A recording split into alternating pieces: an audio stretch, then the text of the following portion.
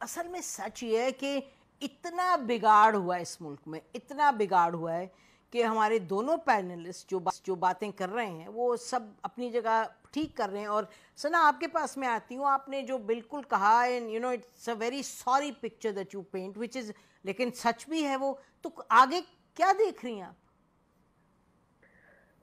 نسیم، ایک بڑی اچھی حدیث ہے کہ آپ اگر لوگوں کی زندگی کو آسان بنائیں گے تو اللہ تعالیٰ آپ کے لیے بھی آسانیاں پیدا کرے گا. اور یہ بات آئی تھنک ہمیں سوچنی بھی چاہیے کہ ہم کس کے لیے آسانیاں پیدا کریں. اور آسانیاں پیدا کرنے کی تو چھوڑ دیجیے، سچ بولنے کی ہمت کر لیں. بے شک. دیکھیے باجوہ صاحب، جنرل باجوہ صاحب نے جب یہ عدم اعتماد کے حوالے سے انہوں نے کہا ہم نیوٹرل رہیں گے، آپ لے آئیے، یا انہوں نے مداخلت کی یا انہوں نے جا کے بات کی یا جو بھی کیا، وہ بھی جو بھی آپ اس کو کہتے ہیں، کیوں آئی تھی؟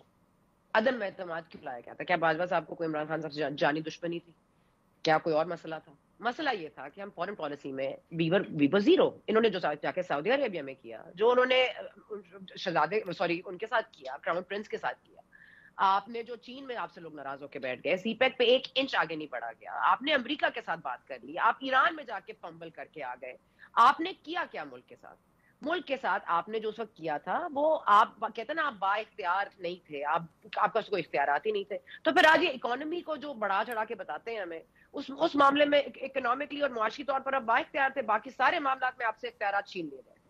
آپ کی تمام تر چیزیں مطلب چھین لی گئی تھی، آپ کو صرف یہ اختیار دے دیا گیا تھا. دیکھیے ایک بڑی اچھی پیج پہ جب چل رہے تھے، وہ شروع ہوتا ہے وہ ISI کی چیف کی تعیناتی سے.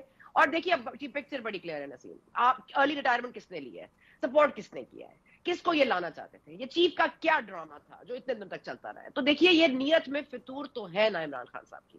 اور اب اگر پش بنائی پہ نہیں کھڑے ان کے وہ جو پہلے ان کو لے کر آئے تھے، اور وہ کہنے کہ اب ہم نہیں آپ کو آگے فارورڈ کریں گے، تو پھر آپ کس بنیاد پر بات کرتے ہیں کہ آپ کے خلاف سازش ہو؟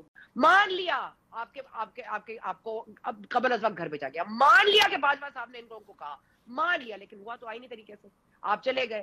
اب آپ 63A کی تشریح لے کر آپ چلے جائیے. آپ دیکھ لیجئے جو جو پرویز الہی صاحب کا فیصلہ تھا ورسس حمزہ شہباز کا ایز پنجاب CM، اس میں بھی ہمیں پتہ ہے کہ جوڈیشل اوور ریچنگ ہے. اب آئین کے مطابق چل کیا رہا ہے، ہو کیا رہا ہے؟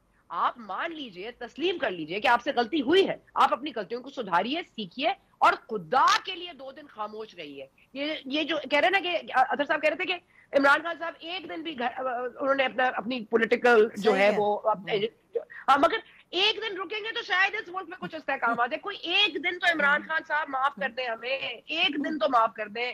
ہاسپٹل میں بیٹھ کے بھی اسپیچز کر رہے ہیں، کبھی باہر سے بھی پالیٹکس کر رہے ہیں.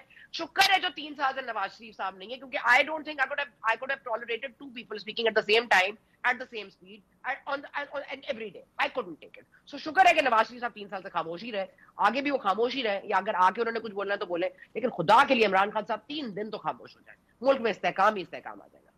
اچھا یہ میں آپ کو ویسے بتاتی چلوں کہ جنرل باجوہ نے، اور ہم موجود تھے، انہوں نے and I am now quoting him, انہوں نے کہا کہ عمران خان صاحب نے جس طرح فورن لیڈرز کے ساتھ ڈیل کیا اٹ واز بریلینٹ. یہ میں کوٹ کر رہی ہوں، کوٹ ان کوٹ.